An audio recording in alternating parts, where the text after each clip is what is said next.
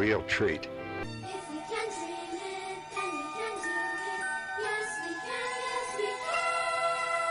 Hang on to them hats and glasses, 'cause this here's the wildest ride in the wilderness. It's the DIZPod, where dreams come true. With Corey and Lawrence, we'll explore with you. Feel the magic. Gets his stuff and gets ready to leave. And I was like, and the cheer. "You leaving?" Together we'll make memories. And he said that's when he was like, okay. Yeah. So. But, so why'd you pull over then? I was probably more scared than anything. Pull over. That's why they chose the music they chose, and that's why that they laid this life out, you know, from birth to death in this show. It's actually much more to it than I think a lot of people realize until we really start to see it more. I'm going to skip out because I do have to do my football show where I will be picking the Patriots to lose this week. By the way, go Raven, out! Well, I'll talk to him later. Pete is great. Love Pete. 11 children in the house. Sometimes we would have 30. You had the house to hang out at. Ladies and gentlemen, Zach Stevens. What's up, guys? Welcome. I just said, let's go live on YouTube. People might like to see that. Believe it or not, that first night we got 1,000 people watching. I don't know.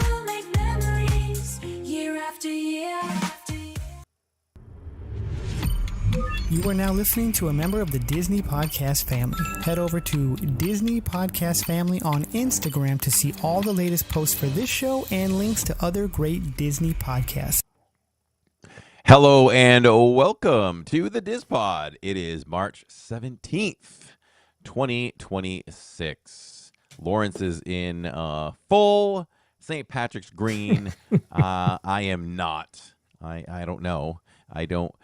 I don't know. I don't do that much, and I'm actually Irish. Are you Irish too? I have Irish in me. I am not, but I'm Catholic, so there you go. It kind of goes along with it. So there you go. I wasn't quite from Southie Boston, but I was south of Southie. So, and I had to go to the office today, so figured I would play the part. There you go, and make sure you don't get pinched, right? That's right. Did you guys do that in school? Yes. Yeah. So let us know in the comments below or in the chat if you've been pinched for not wearing green. We do this live because we do it for you. So hello, chat. Great to see you all on this evening. And we also appreciate any way you listen or watch. Spotify, Amazon, Apple, and iHeartRadio. Go ahead and we love that you support us there as well. Woke up to a little bit of a chill this morning, which surprised me. Didn't see that coming. And it remained a slightly chilly, but so beautiful today. And you're right. It was a beautiful day here too. I can still see the sun shining outside the window there. Same. But yes, when I got up this morning, it was 29. Ooh. And I think by the time I got in the car, it was like 30, 32 or so. It never got above 50, I don't think. Okay. Just crazy. Yep. Old man Winter's not ready to let go yet. No, 45 currently, right now. Okay. All right. It is vacation week for Orlando schools. So park times are up there. I saw Tron at like 140 a little while ago. 120 to 140. So, you know. Yeah, I saw some. I didn't see anything that high, but I did see some pretty high wait times, and I was like, "Oh yeah, that's right." A lot of people out of school and on vacation out there. So yeah. If you're going to the parks or if you're in the parks, be prepared for some crazy wait times. Yeah, we're going to the park on Thursday for a family day, and I would say that I've been kind of studying Islands and Universal, and I think the best strategy to attack that is to get there at rope drop and hit Islands first. The two big boy coasters for it to set the stage for a successful day on both sides. So that's the working plan right now for that. So hey, we're talking movies today, and as you know, it's one of my favorite things to do, and right up my alley. Movies, music, and parks, all that good stuff. You know, I hate to bring this word up, but it just comes up because it's just implanted in our history and our brains now. But the COVID word. You know, when that hit and things shut down, everything I loved to do, I couldn't do. Couldn't go to the parks. All at once. Couldn't go to the movies. Couldn't watch. You know, it was like this. It was like, okay, oh, we can't go to the parks. Oh, okay. Oh, well, hey, we'll just go to the movies more. Oh, right. Wait a minute. We can't go to the movies. Okay, well, we have to stay home? All right, I'll just kick back and I'll watch sports. Oh, wait a minute. They're not doing that either. It's everything. Yeah. Yeah. But movies is a fun topic. Did you watch the Oscars on Sunday night? I did not watch a bit of them. Did you? What? I was trying to do the old. I can't even do it. I can't even do it. Yes. I had low expectations for the enjoyment piece because I didn't know much about the Best Picture nominees. Mm-hmm. But I will say, yeah, I never know. That's the problem. So, but I just love watching with the family. Just, you know, it was family time well spent. Jacob really enjoys it. I love that I'm enjoying movies through his eyes because he has a passion for movies like I do. Like he's, you know, let us know in chat. Are you the person that just gets up right as soon as the credits hit in a film, or do you sit and appreciate the soundtrack and just kind of soak it all in and come back from fantasy back to reality? Like we need that cool down. We just immerse ourselves in it so much, and then that's us. Like we enjoy every second of a film right down to the final words to go up the screen. So yeah, he really enjoys the Oscars too. So we made sure we watched it all the way through. Now just on the Oscars itself, and I would probably say it was probably like a C for me.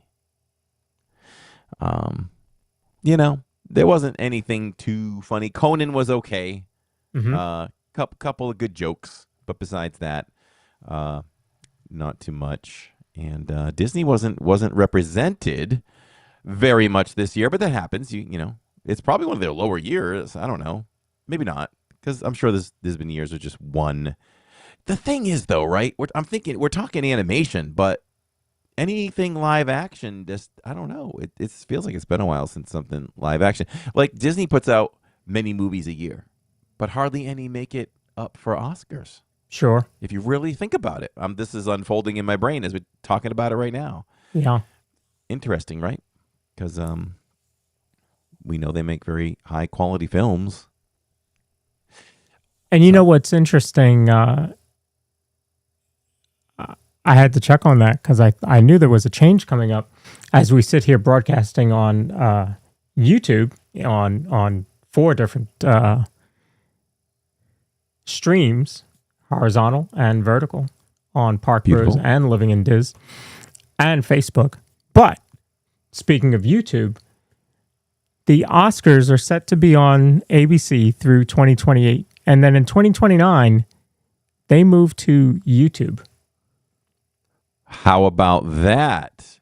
They will be on YouTube, not network TV, Sunday night in February, March, whenever they've been on, as they've been for like 93 years or something like that. They will move to YouTube. Shows you the power of YouTube, right? Times are changing, and more people, as you know, are watching YouTube on televisions. I haven't said the word television in probably 30 years. But they're doing that, and we're slowly getting there, right? Where we're just network TV just broadcast TV is losing to streaming networks, and YouTube's probably the one that's leading the way on that. Yeah, and we have YouTube TV, and I don't see myself going anywhere else unless circumstances change. I like what they offer. They offer what we need, and it's a decent price. So yeah. Okay, that's pretty cool. So we'll join the Oscars in 2029. Do you think they'd appreciate it if I was like live in the parks on that Sunday, and then we send our people over? Send them over. That's right. We'll send them That's over. right. Yeah, redirect Maybe right we to should them. go on after them. We can talk to them, and they can send people over to us. We'll do be the okay Oscars with that. recap show, right? There you go. Yes. There you go. Let's see if we can work Yes. on that. We got a couple of years. We'll work on it. One of the fun things about watching the Oscars and when they do the crowd shots is to scan real quick and see who you recognize. Yeah. My buddy was in the audience, and he'll probably be more visible now. You know what I'm talking about? Josh Tomorrow. Oh. Okay. He was at the Oscars. All right. He was there. All right. He hasn't officially taken over yet, so I guess he's still in, cruise control mode, right? I guess it's tomorrow, Yeah. right? Look out. Look out. Here it comes. It's a new day. It's a new dawn. He's going to have a 9:00 meeting with everybody. Lily's that's Life's dad's good. going to watch the Oscars when they award Spaceballs.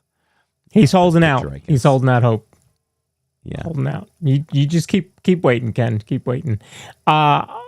I want to address another thing in chat I saw earlier. Funk Congress says, "Hey, what's the deal? Why does everybody give Disney adults so much hate? You know where they don't give Disney adults so much hate? Right here. These two channels. You be a Disney adult all you want. Part of the Disney Streamer Network. You see as much Disney as you want to.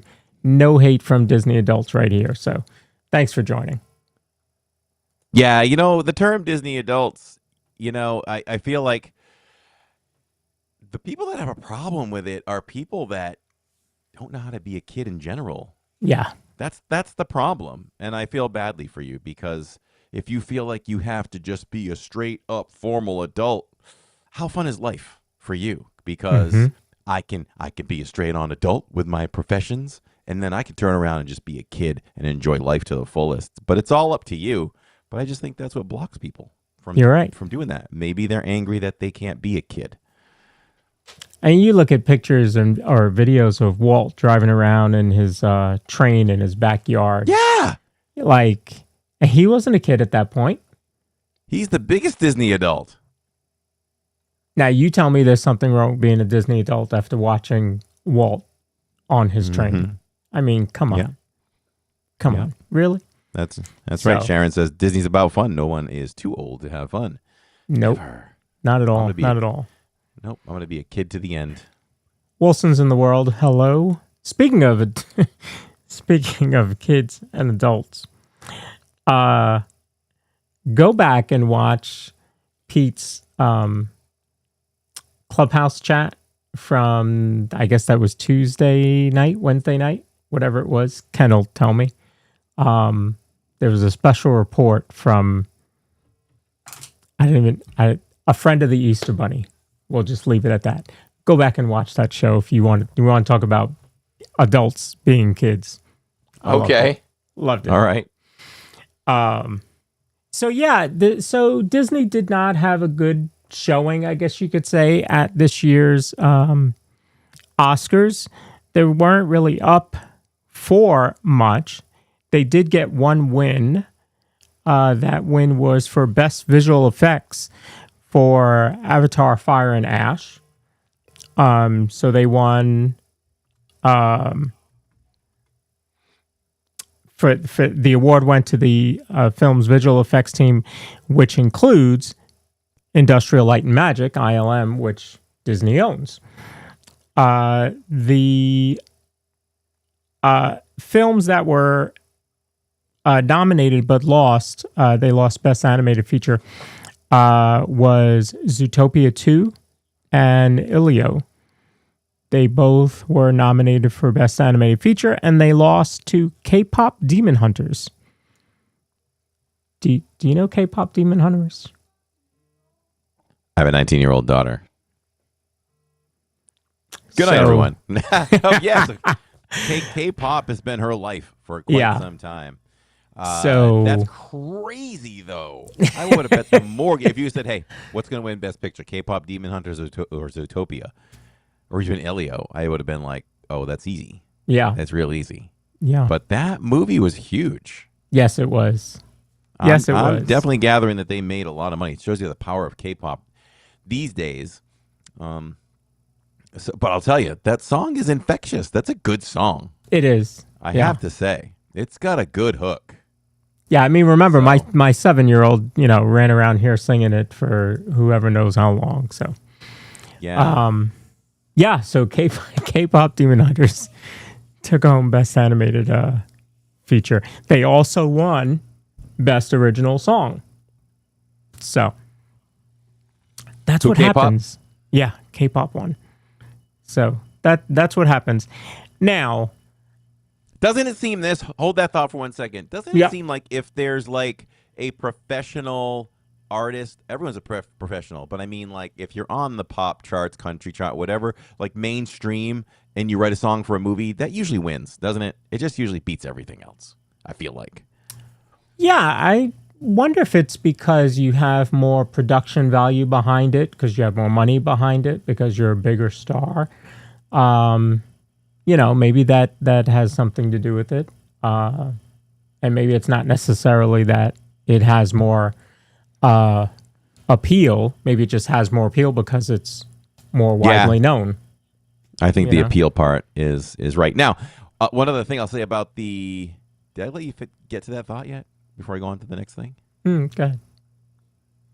I think that the Oscars and how we decide how they win should be restructured, because we do end up with a lot of movies. How is it that most people go into watching the Oscars and saying, I have no friggin' idea what these movies are about? And I went to 20 movies this year. Like, it means you didn't care enough to see it. I think there's a reputation there's a reputation of a lot of movies that win or get this acclaim, but it's more on, it's from the artistic people. It's from critics. Mm-hmm. It's not from the people. So I think and I don't know, you all can tell me in chat, I did not see Sinners. I know that I think it did well in the theaters. I only know one person that saw it, 2 people, and they didn't like it.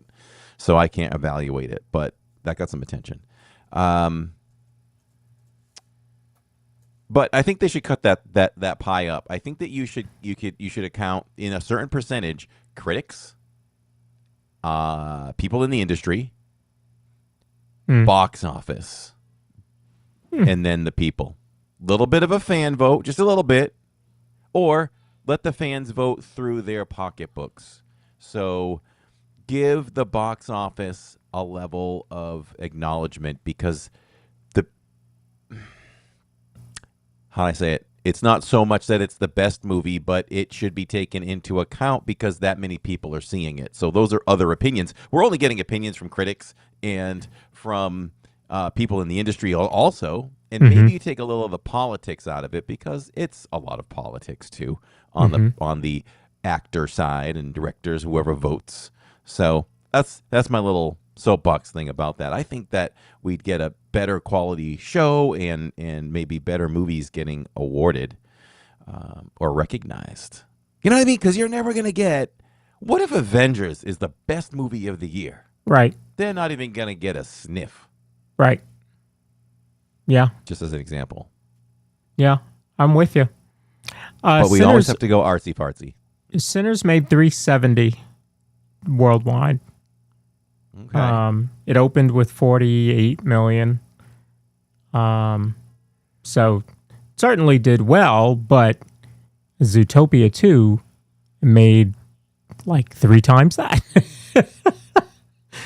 Wow. Yeah. So give it a piece. 25%. I don't know. 40% of consideration. Let me know if you all agree with that in comments later or in the chat now. So Purple Pleasure saw Sinners, and it wasn't for her. She says, I didn't like it, but it was well made, and Michael B. Jordan deserved the Best Actor win. One thing I will say about the awards this year, though, was that it was very diverse in where they were going. Like, it's almost like one or two movies will dominate, and I don't have the count. Maybe it'll turn out that way, but it didn't seem that way. It was like best actor. It was Michael B. Jordan, so that was Sinners. The title of that movie is so long. One battle after another with Leonardo DiCaprio. Now I didn't see Michael's performance, but I know that Leo's was definitely worthy of a nomination, at least. He didn't win that, but I say that because what won Best Picture? That. Right? Yeah. One battle after another won Best Picture. And I almost feel like when Michael B. Jordan won Sinners, I was like, oh, it's a lock now because, the male lead won, Best Actor. I feel like, we could fact check it, I'm not sure, but I feel like that kind of coincides with Best Picture. And he didn't get it. Best Actress. Best Actress was Jessica, I'm new to her. Buckley. Amazing actress. Unbelievable. Best performance I've seen this year. Not for the movie she won in Hamnet, but I think we're going to see Hamnet because Jacob wants to see it. Okay. Her performance in The Bride was one of the best I've seen in a long time. The Bride was really good. Her performance was better than the movie. Made you like the movie more. But, man, that performance, it was like Joker level. Like, you know how hard it looked to like play the Joker? I'm putting that performance on that level. I mean, it's almost split personalities. 1 second she's talking one way, next second boom, boom, boom, boom, boom, boom, boom, and then she's back to like normal. Like that girl has a strong future. So, so that's my rant about that. Sinners did take home quite a bit. Best Actor, Best Adapted Screenplay, Original Screenplay, and Original Score. But as you said, they did not take home Best Picture. That went to One Battle After Another, which also took Supporting Actor. Weapons got Supporting Actress. That was a surprise. And Weapons was good, but her performance was great, worthy of a win. And we did see One Battle After Another, and we thought that was one of the better movies we saw last year. It was good. Fire and Ash for visual effects. Costume design went to Frankenstein. Best makeup and hairstyling, Frankenstein. And best production design, Frankenstein. So, yeah, it was pretty diverse. I mean, above those top categories there. There wasn't one that swept the whole thing, which I think is good. It's better. It's funny. I did not see any of those movies. It was not a big year for movies for us. Just between work and Disney and the network and the shows and all that, just haven't had time for it. There was a time though. There was a year. There were a couple of years, but there was one year in particular where we were doing pre-screenings, advanced screenings. Yes. And man, we racked up some movies. There was a week we went to free pre-screenings Monday, Tuesday, Wednesday, Thursday. Wow. I love that. That was crazy. If you're into movies, I suggest you all try that. You sign up for advancedscreenings.com. And you'll get a bunch of different ones. The only issue I will warn you is that they want a full theater for the pre-screenings, so they oversell, quote unquote, they're free, but they oversell the tickets. So if the theater holds, let's say 100 people, they're going to get 125 people that get tickets to it. So you have to be there early. So normally we get there like an hour to an hour and a half early. But it's a great way to see some, movies in advance and not have to pay for them. Sometimes they'll ask you for your opinion afterwards. Sometimes they don't. Sometimes they make you take your phones and put them in a Ziploc bag outside the theater. Sometimes they just tell you, no phones. Obviously, I mean, it's a movie. No leaks, yeah. Yeah. But yeah, if you're into movies, I would really suggest you do that. I think we saw 42 movies that way one year. So. Yeah, I would probably say we're averaging a little over 50 movies a year now with our A-list. That's pretty good. So, yeah. That's pretty good. I think it was like 52 last year. So 52 or 54. I think it was 52. So you'd say, wow, that's one movie. It averages one movie a week. Mm-hmm. But there are very rare that we miss a week, but there's times that we double up. I guess we've missed maybe 3 or 4 weeks, but then we'll double up on a Friday and a Sunday. Sure. One thing I'd like to do one time is maybe just like if I have a few scheduled weekdays off and we're just chilling, just go and do a double feature. Like just go from one theater to the next. Yeah. Be fun. It'd be fun. Miss Mel loved Sinners. I've seen a double feature. The most I've done was I saw this is when Indiana Jones had 3 movies. I went to a film festival and we watched all 3 back to back to back. Okay. Which was pretty cool. Took all day Saturday, of course. I once did that with the Harry Potter films. No. Oh, God. Imagine that. You can't even do that with Star Wars now. No, goodness. goodness. I couldn't. I don't care how much I love movies. I could never stay for something that's like 4, 5, 6, 7, 8 movies. Like, what do you do? Can you come back the next day? Yeah. That'd be too much. Lawrence Kibler had to walk out of one battle. Only second time ever walked out of a movie. 30 minutes in, I was bored and felt no desire to keep watching. Wow. Have you ever had the desire to walk out of a movie? I never have. And with our scoring system here at LID is 60%. If I tell you something 60% or higher, then we're okay with you going to watch it. We won't feel badly for saying, yeah, it's 60. It's 60. It's at the cusp, but you won't be mad you won't be looking for your 2 hours back. It was decent. Right. Anything below. We only rated 2 movies last year under 60% in the 50s. And we stayed to watch those. Wow. Okay. I respect Lawrence that. Kibler, can you tell us more why I know you said you were bored, but tell us a little bit more about it. And excuse me, you saw it.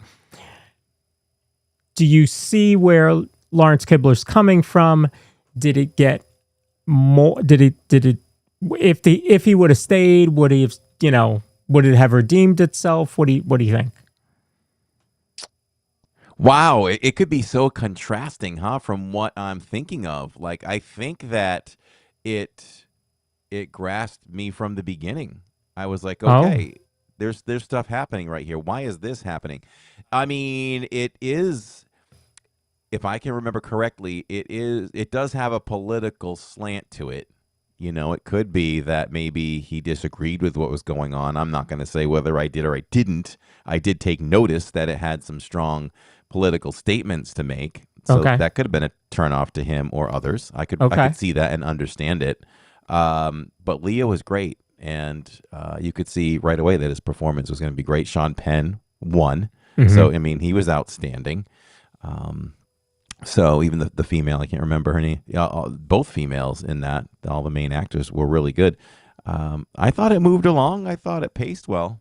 And there's even in a very serious movie some very funny things. And there's some great scenes at the end. He missed a great ending. I think.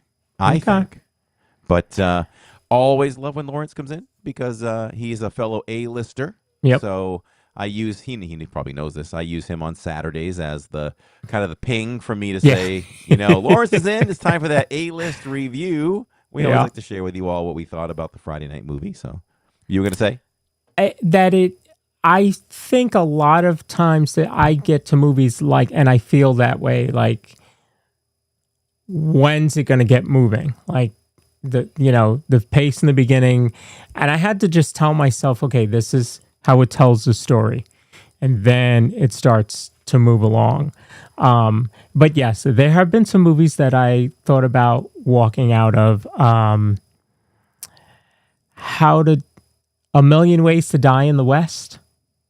Seth MacFarlane. We actually went to see that with some friends. It was a pre-screening. Yeah. Meaning it was free, and they walked out. They had it, and they walked out. I don't know how long into the movie, but they walked out, and I was like, should we leave too? Is this just too much? We recently saw a movie with the guy who was the child actor in Indiana Jones. His name is going to escape me now. Oh, yes. I forget his name, but Yeah. he was in a recent film, and wasn't it, I think it came, I've got a list of this year's movies. It was good. Did you like the movie? It was an action film, right? It was an action film. His name is Mutt Williams? That's not him. Who's that? No. Ki-Yu Kwan? If I'm pronouncing that right. I would roll with that. Okay, I want to see what the name of this movie was. Love Hurts. Love Right? Hurts. Love Hurts. Yes. Love Hurts. I did it. I enjoyed it. It How about made the scene when they're in the beginning? They're jumping over the fences in the yards, and did you know that was Marshawn Lynch, the main hitman? Yes. Main hitman, but Yeah. from the Seahawks. $17 million is what it made. All right. I mean, we could do a whole thing on movies that should have made more money. Yeah. I mean, it was to me it was better than 17 million. I thought so. I forget why. I think we just went to go. I think Jay might have stayed home with Finley, and we just wanted kind of a date to get night. out. Yeah. But it was fun. It was fun. Yeah. Not every movie has to be, Oscar winning. But it was fun. Can I say this when we're looking, and we will get to the Disney stuff, everyone? Can I say this about a movie like, boy, was I dead wrong on Wicked? I thought that would dominate the Oscars. It's a grand stage. The performances were unbelievable. It was magical. It took you back to a place that we were first introduced to in 1930-something? Nothing. One or Crickets. two. Not both. Mm-hmm. Not even nominated for costumes, best song. I thought that Defying Gravity, the end of the first movie, was one of the most epic, spine-chilling endings to a movie ever. There's a lot of movies out there, but that just really gave me all the chills at the end to come to a climax like that. Nothing. I don't know. So, guess who hasn't seen 1 or 2? Am I looking at him? Wow. I wanted to, and I don't know. We just, like I said, just this past year, it's just been so busy. Just have not had any time. But yeah, we're gonna. And anytime we want to watch a movie, Finley's watching something, typically Disney. But I think that she would like Wicked. She's very much into. I shouldn't say very much, but she's into musicals. She likes singing, so. I think she would enjoy it, and it's The Wizard of Oz. We do need her to watch the original Wizard of Oz. I think she would enjoy that. I want to know in chat who is good and who is bad at evaluating a movie. Meaning, you go see it and you go, "Man, that was terrible." Like Lawrence. I'm not picking on Lawrence at all, but Lawrence went to go see One Battle, and he walked out like. What was he not getting from it that's why most of my movies are acceptable when I review them, because I'm just really good. I've been good for a long time at choosing what I think I'll like. Mm. And it's vast. I can see a musical. I can see a love story. I can see action. I can see thriller. I can see horror. I'm just really good at picking things. Mm-hmm. So much so, Tammy half the time doesn't even know what she's seeing when the lights go down. Just walking in blind. She just trusts me. I've never steered her wrong in a movie. Maybe the two, that we rated below that in 2025. But I will also tell her, though, what I think. I will say, those two that we rated low, I say, if we didn't have the A-list, we wouldn't be here.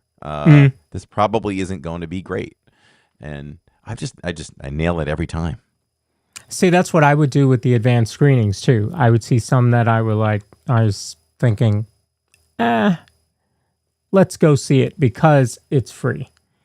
Same thing like you said with the A-list. I mean, it's included, so, it's free, quote unquote. You have more leniency. You can just go. Yeah, absolutely. Yeah. Absolutely. And maybe there's something, really artistic in it that you end up liking. Because, I mean, honestly, for the pre-screenings, you're not going to get many of these that are, wicked. Even the one we saw. Because they don't need it. Exactly. The one we saw for Wish, and I think we've only done maybe 2 or 3 animated movies, not many. But when we got Wish, that was a pre-screening, but it was paid. So it might have been $4, $5, something like that. It was really cheap, but you still did have to pay for it. Most of the time, it's 100% free. But yeah, you just go and just, take a shot. Maybe it's one of those hidden gems that you're like, hey, that was pretty good. It was better than I thought it was going to be. And, Lawrence says in the chat that he'll go see anything, and that's perfect for an A-lister. And we almost will too, because of that. There's so many movies I wouldn't have taken a chance on because movies are they're I don't say priceless. They are priceless, but movies are expensive. Yeah. So you really have to decide, what you want to try to take a chance. Movies are a bet, right? We bet every time we go to the movies. You put your money down and you say, I'm betting that I'm going to enjoy this. Right. And hopefully more often than not, you enjoy it for sure. Yeah. I'll say this. We want to see, if anyone can ever see, especially if it's a favorite movie of yours, if something comes to your town that is like, for example, we saw E.T. in concert, which is why we started the live stream later on Saturday. And I'm not exaggerating. You probably heard me say this. I'm not exaggerating when I say that was one of the greatest experiences of my life for entertainment. It was really, really touching to me. I still love soundtracks. I played the E.T. soundtrack to death, along with Star Wars and Indiana Jones and all that stuff. I know a lot of that stuff by heart, note for note. To hear that played, watch it being played in front of us, it gave me chills from top to bottom. And a lot of scenes in that movie, just unbelievable, especially when they do the iconic da na na na na na na. Even Tammy and I talked about it later. She was like, I'm getting chills talking about it. She's like, did you see like 50 violins and basses just stroke into the same notes and just doing that in the first 8 minutes? The whole forest scene. Yeah, I didn't even watch much of it. I probably watched 10% of it. Yeah. My jaw was just open, and I was in awe at how they just hit all the notes. And just watching. And you're listening, right? And did you feel like it was recorded, right? You're like, how are they playing? It's the same that I've heard all these dozens and dozens of years. And for decades, I've heard this music. They're playing this. It doesn't make sense. You almost don't believe it. You almost don't believe they're really playing. Yep. Now, if you're a technical person and you know musicians, I'm sure each and every one of them walked out of there like, man, I really missed that E minor, in scene 3. Like I hit it a half a second off or something. We know that happens. But to us, the common person, like it just like they nailed everything, you know, and the music came up and then it came down when it was supposed to. And then you pay more attention to a few things like what instruments are used. The harp is used a lot in that soundtrack. Mm-hmm. There's one big harp on stage and you just kind of look over and, I watch the harp a lot and just to watch her kind of pick that thing. And that thing popped up way more often than I even realized. Because there are some iconic scenes where it's like all harp. Yeah.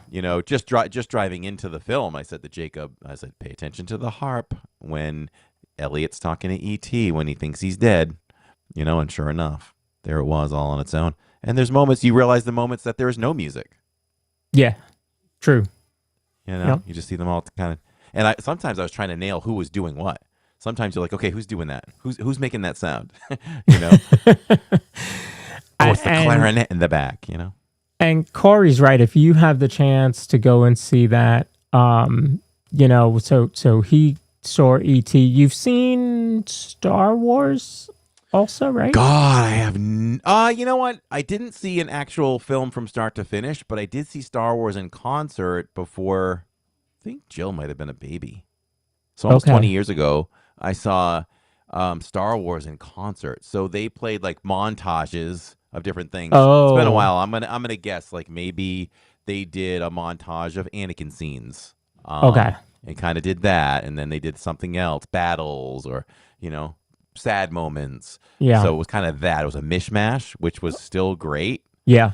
But I really missed last year, the year before, they did do Empire Strikes Back here, and I missed it. That would be if you said what's the ultimate for you, it would have been that, and I doubt they'll bring it back. Now I will say this, and maybe if you have your flight pass next year, they did announce while we were there, and I believe this is the exact film. I think they're doing Raiders. Oh. So if it intrigues you guys, you Okay. can always come down on a Saturdays and check out the 2:30 show. And they usually do it at do 2:30. they do a good amount of those. So E.T., he just said Raiders. We have seen Star Wars episode 4 and 5, I think. I think is what they did. And then Harry Potter was 1 and 2. They were supposed to continue, and then this was in 2020. So because of the pandemic, they stopped doing them. And I don't know that they've picked them up again. But there is just something about seeing that orchestra performing the music that you've known and loved and know every note to. Just amazing to see that perform. So if you have the chance to see that, Pamela wants to talk about the Michael Jackson biopic that's coming out next month. I'm very excited about that. I'm a huge Michael Jackson fan. I just took Mom to see Yeah, you did. MJ the Musical a couple weeks ago. We had a phenomenal time. And so this movie should be pretty good. So we'll be seeing that next month. Yeah. I am highly anticipating that, and I think the family is. Not many people can beat the music catalog of Michael Jackson. And part of that film, from what I hear, they're not going to get into all his legal stuff, which I don't know if you're okay with that or not. I think it's fair to tell people that before they make the choice.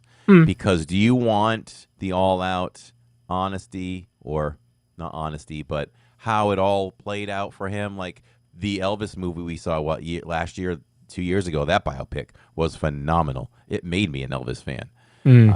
So good. I would recommend it if you haven't seen it. So good. You don't even have to be an Elvis fan.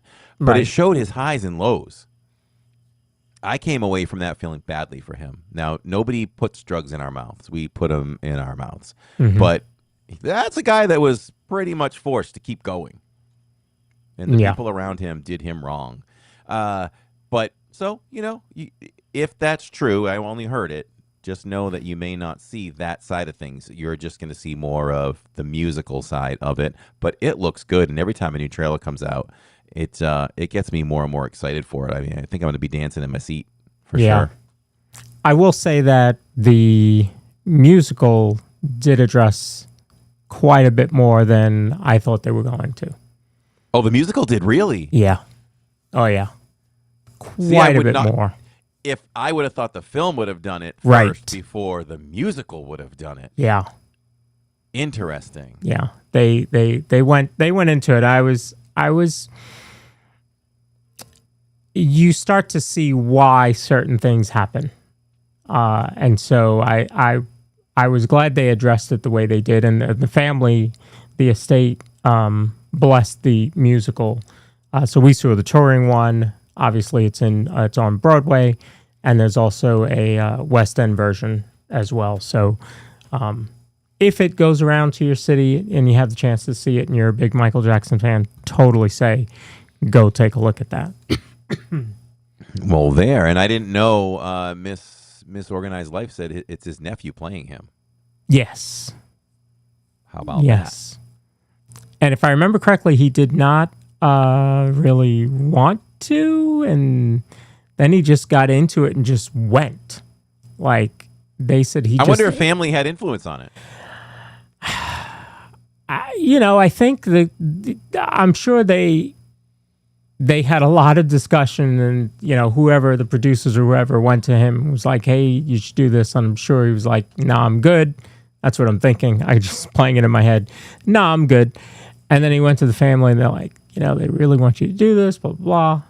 And from what I can tell, I saw one interview where they said he just totally embodied it, and you will be pleasantly surprised. So we're gonna see. He's got the talent in his genes, right? Yeah. Exactly. It's there. Exactly. It's there. So, yeah, looking forward to that. So, we're here to talk some Disney Oscar stuff. So, what do you have for us? So, I remember we did, when we did what did we call them? The Dizzies? When we did our award ceremony. I pulled that clip of Walt Disney winning for Seven Dwarfs, and he won a regular Academy Award, and then they gave him 7 smaller ones. So cool. And that didn't even start his run of Academy Awards. So Walt Disney himself has won 22 competitive Academy Awards. He has won 4 honorary Oscars and has 59 total nominations. That is the most nominations and the most wins of any human on the planet. And that's Walt Disney. And a lot of it started with the shorts back in the 30s before he went to long form. So we all know the magic, right? We see it in the parks. Corey's out there twice a week, and we see that, we feel it. But, it started, folks, if you have not seen the 6-part series, How Disney Built America, you need to go see that, because it's on, oh gosh, I can't remember. Somebody in chat will tell me. But go sit down and watch that 6-piece series, because that was really, really well done. And it shows you how he was on the brink of no money, sold his car, and had to keep, borrowing from Peter to pay Paul in order to keep the studio going. And look at where it ended up now. So I always think of his story as just a great American true grit, just get it done, figure out, I know I have something. I just have to keep going. And he had his brother behind him helping the entire way and pushing, because he could see the vision that his brother had. We know a lot of this stuff, but I'm just thinking in my head as you're explaining this, like, the first thoughts about Walt and how things really get started was he would take the family to this small amusement park and just think, why can't there be something that the whole family can do together and everything? So I'm guessing he was an animator first and then taking the family to this stuff. So was more of his motivation to, okay, the animation is going to be my pathway to financial success to pay for this park? I want to say that series actually tells a good amount of it. I think it was kind of that way, History Channel, thank you.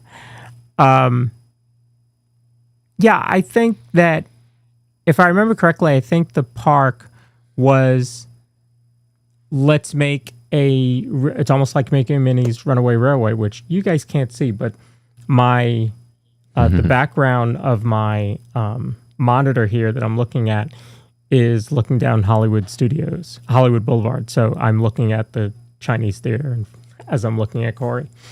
So Mickey and Minnie's Runaway Railway, you know, takes you and puts you into the cartoon. And I think that was kind of what, you know, he wanted to do, as, you know, my plaque right here says, you know, you leave this reality and you enter, you know, the world of yesterday, today, tomorrow, and fantasy. So I think that was kind of the idea behind the park, is I can create all these things on the screen. Now I want to create them in real life. And I believe he did it. And I'm just going to say it. Your buddy who takes over tomorrow, I think, is going to deliver that again. I think that he is going to put, you know, that Michael Eisner time period of Disney parks. I really think that's what we're going to get again. You know, between Abu Dhabi and Villains Land and all the new rides, Monsters Coaster, that thing is... We don't even know much about it, but we know you're riding on a door and it's the first of its kind in Disney. And go look at how big that building is. Like, think about this. If it is a coaster the length of Guardians, okay, because the building is massive. If it's a coaster the length of Guardians without the speed of Guardians, it's going to be a very long coaster, right? Guardians is the longest coaster in the world as far as length, but because it's going 60 miles an hour, it's over in, 3 minutes. That the door coaster is not going to move that fast. Just think about how long that attraction is going to be. Oh, I think we're in for some good stuff. I think so. I think you nailed it when you compare him to Eisner. Eisner just seemed to have a genuine love for the parks and bringing the best possible attractions that they could come up with at that time. I think Josh, he seems like he's going to be a lot like him. I'm definitely excited. Now, Eisner also led to the parks with the movies. So you had that Renaissance period going on right then, Beauty and the Beast, Aladdin, Lion King, and all those good movies right then, which then led to all the entertainment in the parks. Think about what the parades and nighttime shows would have been without some of those big movies then. So I think that we are going to get a really good renaissance there. I really do. I don't know if they'll call it the Renaissance period, but it's going to be something. So here's some quick timelines about the Disney at the Oscars. So the first win was in 1932. Won the first Academy Award for Flowers and Trees, which was a Silly Symphonies short. And it was the first full-color cartoon to win in 32. It was almost 100 years ago. It's crazy. In 39, it was the most iconic Oscar ever, as I talked about. Yeah, the one full statue and 7 mini ones. By the way, those were real statues. They weren't like props. They actually just made 7 actual mini statues. They didn't like, they weren't made out of chocolate or something. In the 40s, Disney won multiple Oscars for animated shorts featuring Mickey Mouse and Friends. And then in 69, he won his final Oscar, giving him the most, or cementing his record as the most awarded individual ever. And that was in 69. And no one has done it. In 89, 20 years later, you get The Little Mermaid, which wins 2 Oscars, which starts this new Renaissance era. 94, you get The Lion King, which wins 2 Oscars, including Best Original Song. 95, Pixar starts to change the world. And you get Toy Story, which earns a Special Achievement Oscar, the first fully computer animated film. Now, you've talked a lot about hand-drawn. And yes. And yet you have Toy Story in 95, which was computer animated. But it still felt hand-drawn. Am I wrong? The styling was, I guess it was a fresh version of hand-drawn. It didn't feel like a lot of what we're seeing today. Which one? Toy Story, the first one. Yeah, you're talking about Toy Story. No, that was totally digital. It just wasn't. It was new, so it doesn't look nearly as good as what we'll see with like Toy Story 5, things. But I mean, like the stuff we're seeing today is different. It's a whole different style of animation. Yeah. These kids don't know. Kids that are 5 and 10 and maybe even 15 just don't really know when they see new movies. They don't know hand-drawn. Yeah. Unless they've gone back to the classics. Yeah. I don't know. Is that asking for us to go back to black and white? When they went to color, like it sounds almost like, no, man, we need to get back to the black and whites. We need the black and whites. Could be. Yes, I mean, Pixar, Disney, the digital age of animation is amazing. I love it, but it'd be nice now and then I'd like to see what would happen because listen, George Lucas and how many have said it's all about the story no matter what it is. Yeah. It's about the story. So if you put a solid story out there and it's hand-drawn, is it going to flop? Maybe. Maybe the younger generations are like, what's that? Yeah, I'm just not going to give that a chance based on what it looks like. It's kind of like, I don't even know if it's like this, but it's something I was just thinking of. Like, there are Star Wars fans. There are people that will only watch the movies. But man, are there some amazing stories that they have just passed up because it's animation. And you could see all these on Disney Plus. Clone Wars is like 6. Is it 6? Did they stop at 6? They either stopped at 6 and then resumed, and now there's 9. There's a massive amount of seasons for Clone Wars. And each, almost all of them have about 24 episodes in them, if I'm not mistaken. So good. Fills that timeline of the Clone Wars. You hear the mention of the Clone Wars. You don't see too much of it. Right. You see it in Attack of the Clones, kind of the start of it. You don't see all of that. Yeah. There's some great stuff out there, but it's the animation part of it. And I try to tell people, no, give that a chance too. Give it a chance. Put that aside. But yeah, I don't think we're seeing any hand-drawn coming soon. Now, we know Wish didn't do well in the box office. I don't think that was so close to hand-drawn looking that's why it didn't do well. Don't know why that didn't do well. But that looked really close to hand-drawn. It made me kind of you have a double take. Like, wait a minute. Did they hand-draw this? So, yeah, I'm still pumping my fist for that one. So someday maybe we'll get a hand-drawn movie. Maybe if Josh still walks the parks and we happen to bump into each other. Josh, can we get a hand-drawn film? He might have a couple extra people around him now.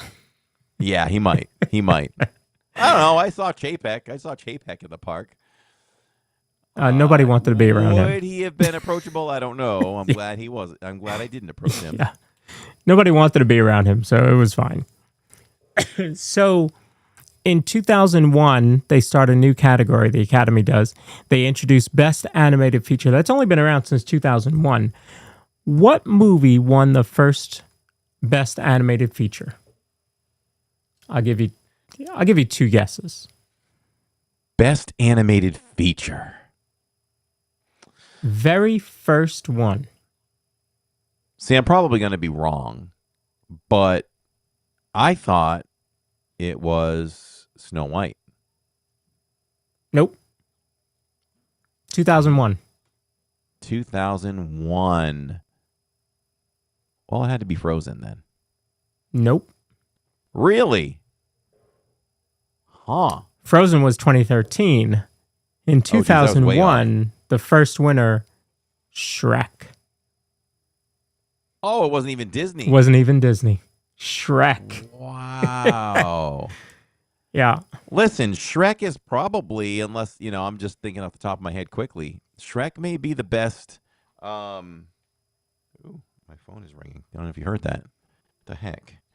Yeah, man, this boy's live.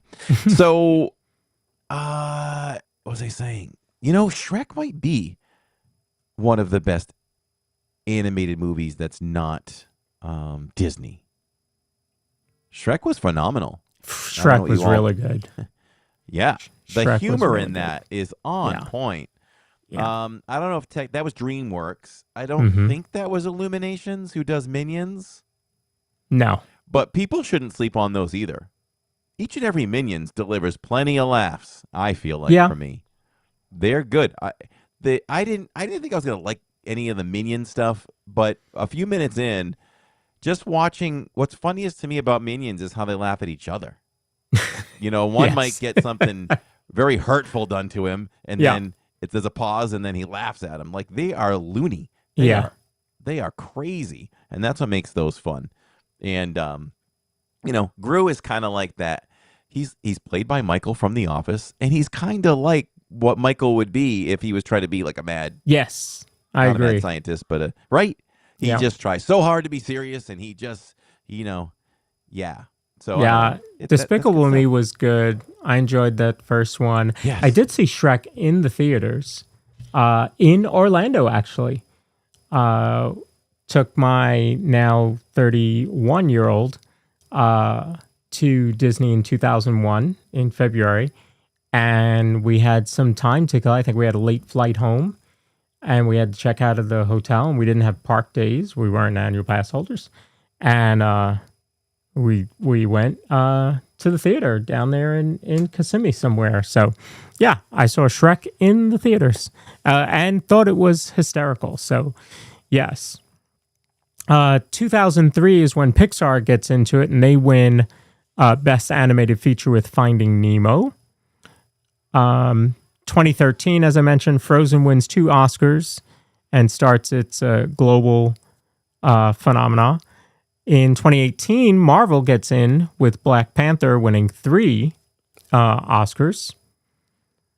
2021, Best Picture win via Disney went to Nomadland, and that's owned by Searchlight. Well, that's Searchlight Pictures, which is owned by Disney. And then in 26, as we mentioned in the beginning, slower night for Disney. They did win 1 Oscar for Avatar for visual effects. So here's some quick trivia facts. Disney holds the all-time record for 22 Oscars, holds the record for 59 nominations. As I mentioned, Snow White's many Oscars are real. They are not props. Disney dominated the Best Animated Shorts category for decades before features were even recognized, right? So they've owned it for a long time. Pixar has won more animated feature Oscars than any other studio,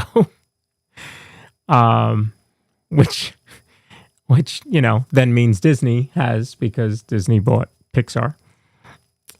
Beauty and the Beast won first animated film ever nominated for Best Picture.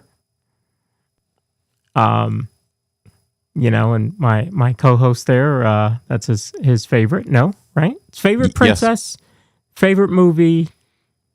Go further. Favorite song?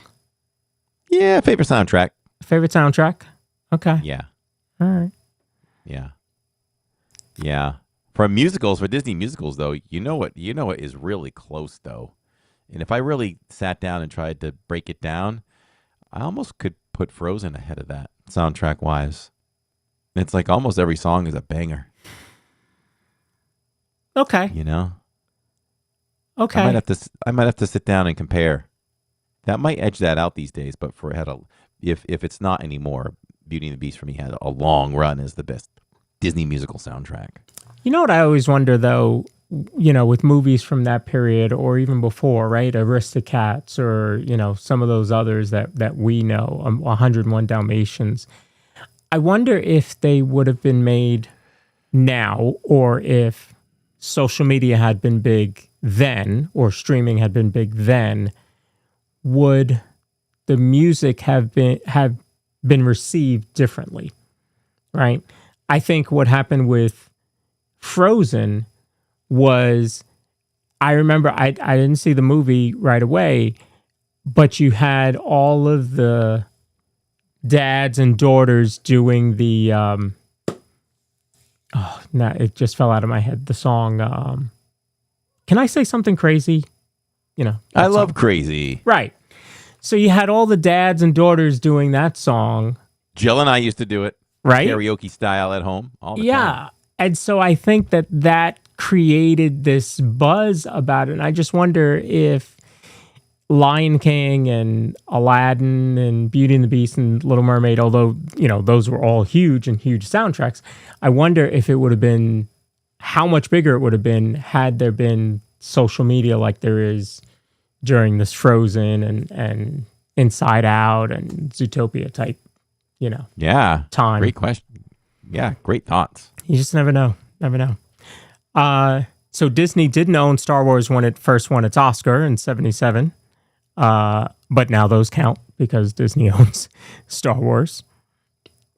Avatar won 3 Oscars and became one of Disney's biggest technical winners after acquisition. And despite its dominance, Disney has very few acting Oscar wins compared to other studios. Isn't that interesting? It dominates, but it dominates really for the project as a for whole. animation or visual effects or stuff like that, but not acting. I always felt when I was growing up, when you saw a Disney movie, you could put 2 films side by side, and I could say in a heartbeat if it was a Disney movie, because their movements and the animation was something that you couldn't even, other studios just didn't seem to compare. Do you know what I mean? Yeah. Like Disney has a way of how the characters moved and all that back then in the hand-drawn days. I think it wasn't till maybe An American Tail or something where you say, oh, okay, that's a lot closer to Disney animation right there. Okay. I could see that. Mm-hmm. I could see that. American Tail 1 through 27 or however many they did. I just remember they just kept coming out with them. You didn't see that?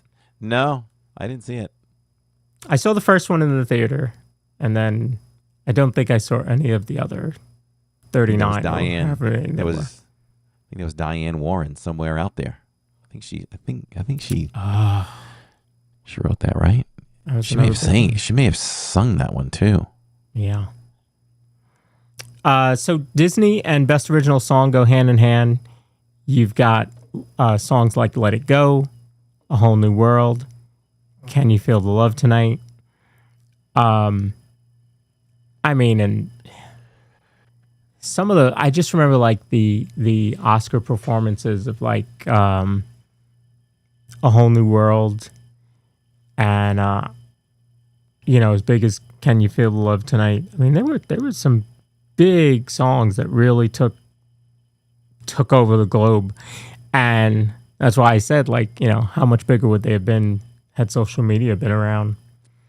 It's just pretty interesting to think of some of their dominance, but then not in other categories. I know. Wouldn't have even realized that unless we started talking about it. Yeah. Earlier on, Steve and Tony said, how do you compare Pixar to DreamWorks? I feel like Pixar is more steady, right? I think they have. Name me a DreamWorks dud or a Pixar dud. like I think when they hit, they hit. And I don't know that everything that DreamWorks puts out is at the top. It comes down to, like I was talking about, the hand-drawn days. Mm. So how many companies tried to hit with a hit animated feature film and would just fall so flat compared to Disney? Anastasia, American Tail. I mean, I even as a kid, I wasn't even paying for the ticket, and I had no interest. If it wasn't Disney, I wasn't going. Just wasn't going. Now, I might have missed out on some good films because of it, but you know, I think that in the heart of Disney, in the heart of Pixar, that their films are more heartfelt. You feel them more. I don't know if there's that much emotion and deep character development that makes you think of the characters as much. The stories might not be as deep. It's kind of what I think is the difference between them. Okay. And Disney's vast with what you get. I mean, you got Elio, you got Hoppers, Inside Out, all very different movies. Yeah. DreamWorks / Illuminations, and they're good. But, you know, what are they running with? They ran with Shrek for a while. Then they ran with Kung Fu Panda for a short run. Then it was Minions that they've been, you know, milking every second out of that, which I'm not mad at that. There's another one coming out. We'll go see it. And, until they let us down, you know, I'll keep going to see them. So, you know, I just think that everything Disney does is just really more heartfelt. Land Before Time, yeah, maybe that was good. I know they had a few of those too. But Land Before Time, I would say that animation did look more like a Disney hand-drawn film. Yeah, yeah. So I just pulled up a few, right? I pulled up, give me some DreamWorks hits, and then give me some duds. So Shrek, Kung Fu Panda, as you mentioned, How to Train Your Dragon. How to Train Your Dragon was good. Yeah. That was heartfelt. Yes. Madagascar, The Boss Baby, Puss in Boots. But then they also had some non-hits. Shark Tale, B-Movie, Monsters vs. Aliens, Turbo, The Croods. You know, so or The Croods, The New Age. So they had some that have not done well. I think that you wouldn't find as many duds from Pixar as you did from DreamWorks. And I wonder, is it, you know, kind of what Bob Iger, you know, put an end to recently, where it was quality over quantity. And he was like, no, we're going to make good movies. Stop just going for volume. And maybe that's the problem, is that they're just going for volume. I don't know. Yeah, so if we're looking at a list of Pixar films, right, and how are we considering duds? I'm not looking at box office here. Just overall feel, right? Okay. Is that fair to say, like an overall feel? Like, I agree with those ones that you said were duds. I feel like Cars 2 fell flat, and that was a dud. There is a finite group that loves WALL-E, but WALL-E really, it could be controversial. WALL-E wasn't very good. I didn't really get WALL-E. I didn't either. I think it might have been a statement of how, you know, lazy people have gotten. Okay. But, you know, I saw it. Don't have interest in seeing it again. But I love WALL-E. We love WALL-E, the character in Eve or Eva. Mm-hmm. That they were the best thing about that. Love WALL-E. But not the movie so much. Cars 2 fell flat, I thought. But I think Pixar regained my fandom with Cars 3. I think they really did battle back with that one. Brave was a one and done for me.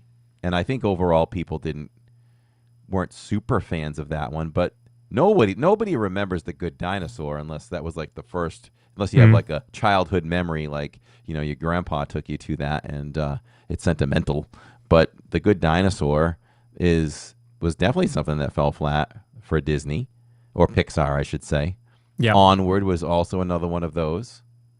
Yeah. I think Soul was better than it should have been recognized for, but that probably was floppy too. So it's listed as a flop. However, I mean it won an Oscar, but it went straight to streaming because it was 2020. Yes. So and Onward did too, I believe. So. Yeah. So I wonder, had it been, in the theaters, how would it have been received? Same thing for Turning Red. Wasn't, it was 22, but it didn't hit as many theaters as it should have. So yeah, could that have been better? Jacob and I really thought Luca was very good. I don't know if you saw Luca, but we enjoyed Luca. Luca was fun. It was fun. Turning Red was fun. Mm-hmm. I even liked Lightyear. I probably am one of the bigger fans of Lightyear than the general public, but that was probably considered a flop as well. Yeah. Elemental took it hard publicly, I would say, but we were pleasantly surprised by Elemental. Elio was better than the public thought, I think, as well as the box office. I don't think it stood up to normal standards. Mm-hmm. And I think Pixar hit an absolute home run with Hoppers. I think Hoppers is the best Pixar movie to come out since Inside Out 2. That's not going that far back, but if you wanted to skip that and go further back, I'd have to say it's been so long since I've seen Incredibles 2. I would probably, for me, I think Hoppers is probably the best movie if we're not counting Inside Out from 2024. Man, I could go as far back as, wow, I'm going back. Maybe Inside Out in 2015.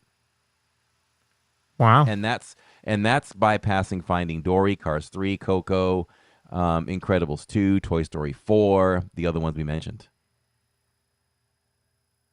Yeah, Hopper so far is at 165 million worldwide. Its budget was 150, so it's already about breaking even. Run, don't walk, everyone, to Hoppers. Hoppers was, I'm high on that one. I think I rated that a 93, and Jacob agreed. It was very heartfelt, some twists and turns, big political statement, but it was so good. Really, yeah, it's getting about a 90 critically. Okay. And what being called one of Pixar's most original and fun films in years. See, there you go. And the funny thing is, it's almost a carbon copy of Avatar. I'm really surprised that Disney went that route, like to do something so close. But it wouldn't be a surprise because a lot of people say Force Awakens is like A New Hope, which it kind of is. Mm-hmm. Mm-hmm. So it's not like it hasn't been done before. Hey, if the formula works. Yeah, Anne says she needs to see Hoppers for sure. And we love the Toy Story movies. I'm very excited for Toy Story 5. So we talk about it a lot that if you continue to have these billion-dollar hits and sequels, that you're not going to get originals because they're going to do what makes them money, right? I mean, they're a business, folks. I don't know if you guys know, but Disney is a publicly traded company. They're in it for the money, just so you know. That's not an industry secret. But you have something like Hoppers. Do you say continue trying? Got to put out, something new to mix in with your live action remakes and your sequels and stuff like that? I think that you said exactly what I was thinking. And I think that I'm all for turning out more sequels if they're going to be good. I have no problem with that. We just want to see good films. Right. But I'm also a fan of some kind of ratio, like, okay, we're going to put out, for every 2 original, we're going to put out a sequel. We're going to put, that kind of thing. I'm down for that. Give me a couple of originals, and then you can sprinkle in some sequels too. We've talked about this before. People will. We're going to compare this, and it's timely because Jacob texted me, so apparently he could hear me.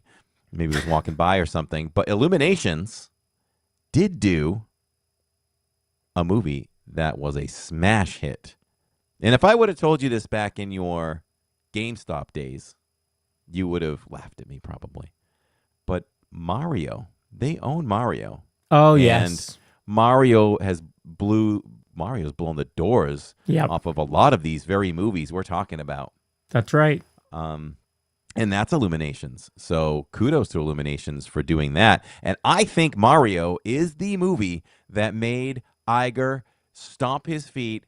And we know he did this from inside sources. That he stomped his feet, he pounded the door down, and he told those people at Pixar or whatever, you need to start putting out hits or heads are going to roll.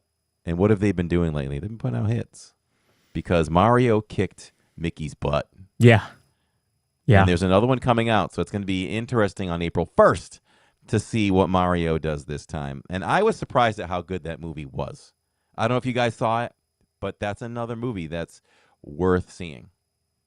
When is the next one? April 1st. Oh, wow. Okay. And Chris Pratt plays Mario. Yeah. You wouldn't even think that. It's so random. Yeah. But he was a good he was a good Mario. We really enjoyed Mario.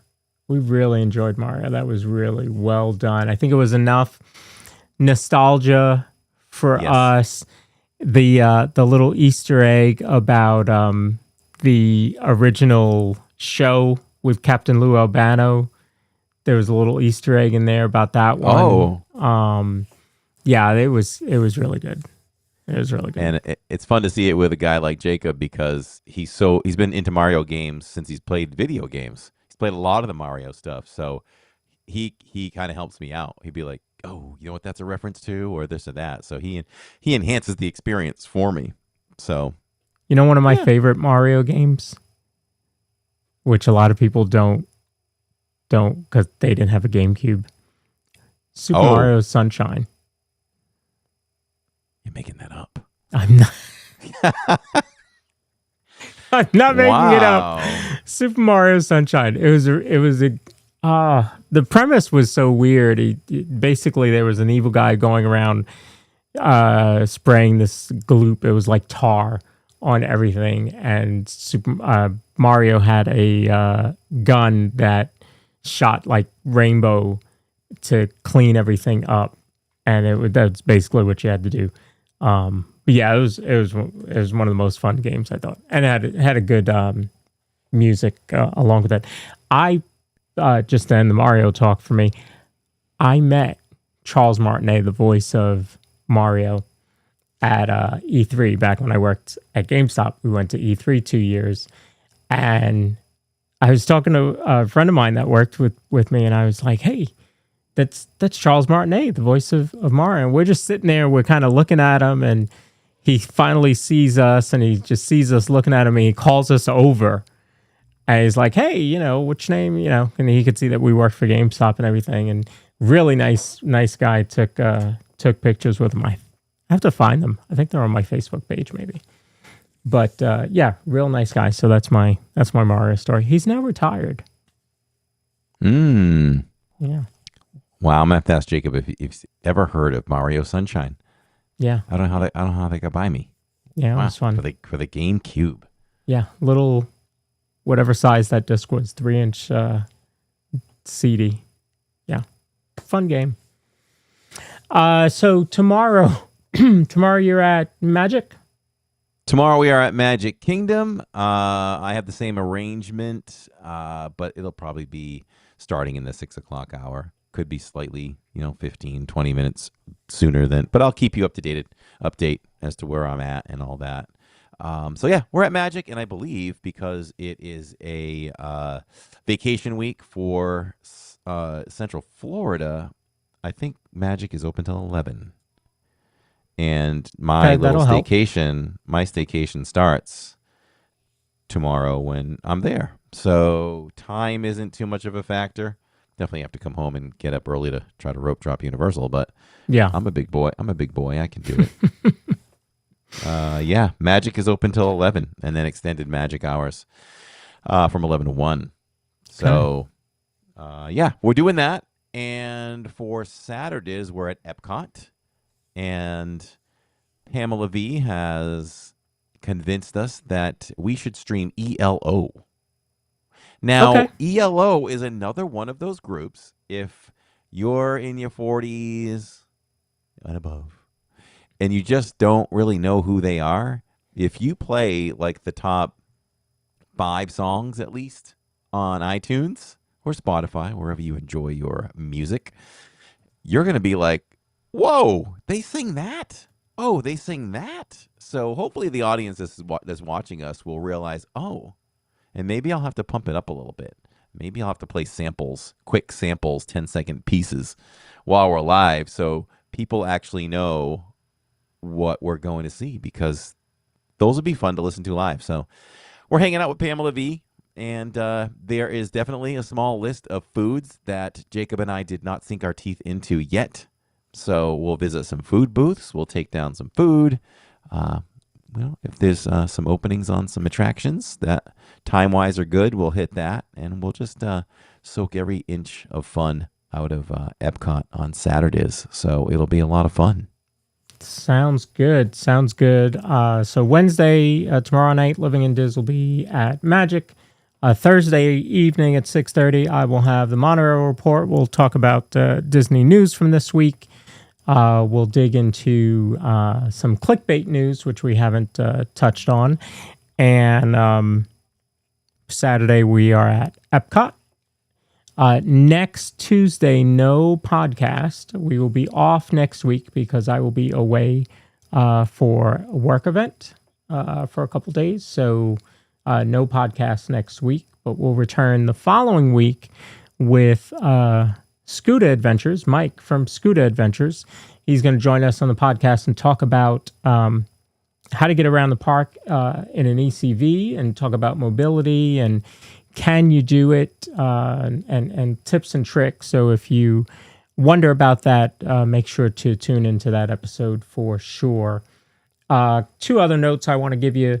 Tonight at 9:30, I believe, Grand and Miraculous is doing a deep dive with his dad, who was one of the production assistants on Muppet Vision 3D.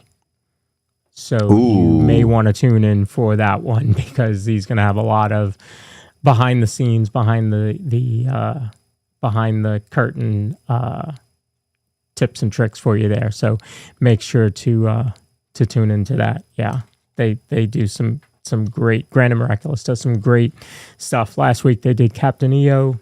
This week they're doing Muppet Vision 3D. So be sure to tune in with his dad, who helped make the attraction, folks.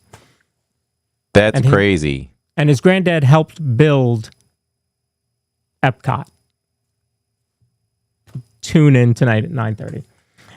When this show ends, we will be sending you to Magic Kingdom for a little bit more fun. Murray's Adventure, who normally streams in Disneyland Paris, is visiting the East Coast of the U.S., and he is streaming there. So we will drop you over there for a little bit more fun. Sounds good. I want to thank you all for watching us live. We do this live because we do it for you and anyone. We appreciate all of you who, if you're watching, if you don't, watch us live because the timing isn't right, or you just prefer your podcasts on the other outlets where you can get your podcasts, Apple, iHeartRadio, Amazon, and Spotify, send us an email at thedizpod@gmail.com and just let us know, how do you watch? Is it in the car? Is it mowing the lawn? Because I know somebody does it while they're mowing the lawn. What are you doing when you listen to your podcast? And, just give us a little details so we know you're out there. It would be great. Yeah, absolutely. Love that. Yeah, and I'll make one more announcement, and we'll have to keep hitting it up on it. So next Wednesdays, are you not with me? In spirit? Electrical spirit? Electronic spirit? I don't think so. Okay. Hopefully the appropriate app will work fine. I know it had issues before, but are we back on track with that? Do you know? It should be good. Okay. And then I will say this. I said this for a couple of years now, and the time has come. A week from this Saturday's. This is news to Lawrence, too. A week from this Saturday's, I will stream, but it's going to be like a rope drop from Magic. Maybe Magic. It's going to be a rope drop.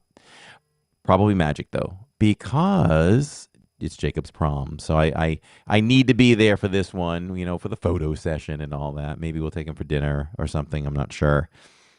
So got to be there for that. So I'm thinking stream from morning till we'll kind of feel it out. Maybe it's 1, maybe it's 2 kind of thing. Just kind of feel out the crowd and how things are going. We'll determine how long we go. Okay. But so it'll be a Saturday stream in 2 weeks rather than Saturday evening. All right. That's good. I'm off. Yeah.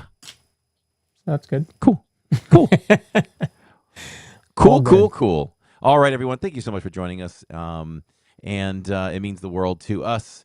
And we'll see you tomorrow night live from Magic Kingdom. So for now, we're just a couple of bros talking Disney. Good night, everyone. Good night, everybody.